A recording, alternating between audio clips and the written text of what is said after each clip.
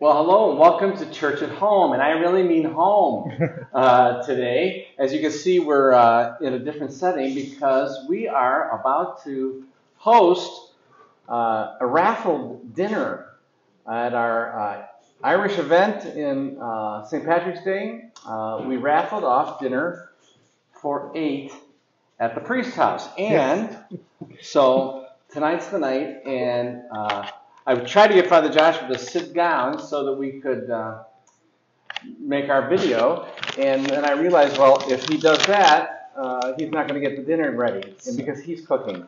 Yeah, so we're going to do a little Italian cooking video for you. It's like these food shows you see. Everybody's sitting around, maybe this is like the 5 or the 3, here we are. Welcome. I'm Father Ed. Father Michael. Father Joshua. And we are contemplating the 5th Sunday of Easter. And we have beautiful readings throughout the whole Easter season. These, however, are pushing our attention to the family and the home and the domestic church and the dwelling of God in our midst.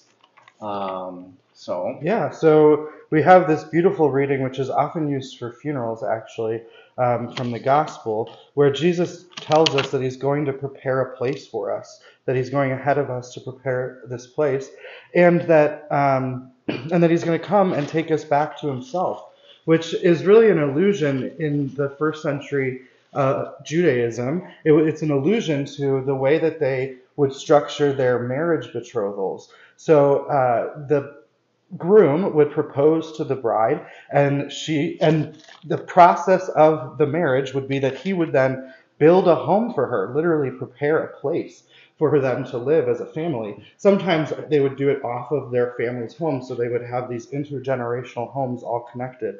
And so Jesus is really saying, my Father's house is ready to receive you, and I'm going to go prepare a place for you. So Jesus is inviting us to see our relationship with him as one of marriage. Right, a bridal setup. We've seen this allusion in other places, right, to the woman at the well. That's oftentimes interpreted as a invitation to spousal relationship between Christ and the church, etc. This is the first Sunday of the month this weekend. And as you know, those of you that attend St. Albert the Great Church, on the first weekend of the month, we celebrate wedding anniversaries. And so I'm finding it a bit of a coincidence that we have all this reflection on maybe spousal and house building and homemaking and dwelling places. And I am preaching on the 7 sacraments this Easter season. And of course, so my topic is going to be specifically the sacrament of matrimony and how it is the effort on the part of Christians to create a dwelling place in which Christ can dwell in the heart of marriage. And so that's where I'm headed. And so each of us can make a dwelling place for God in the Spirit, in our hearts.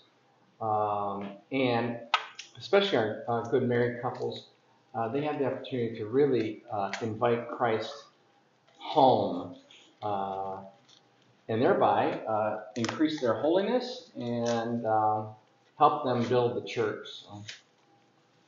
So. And with marriage, as both of you have alluded to, we're called to recognize it as a covenant, right? And in a covenant, something new is always created.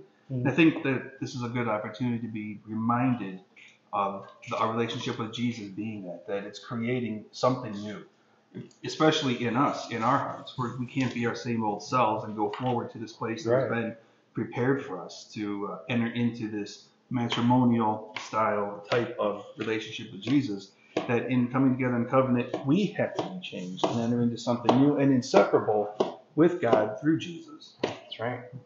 So I like that, Michael and both Joshua, in the sense that as the bride, I'm sure the groom is off building the house, but the bride is also preparing and for her life to be for her to be welcomed into the home and into marriage. So, yeah, the Christian response to Jesus' call and invitation is it's time to prepare and to change. Yeah, right. Yeah, conversion.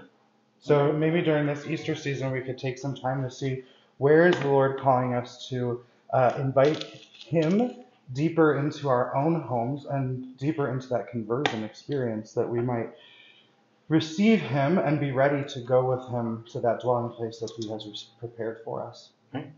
So from our house and from our kitchen table to yours, let's all build a household, a place for Christ to dwell. Amen. God bless you all. Take care.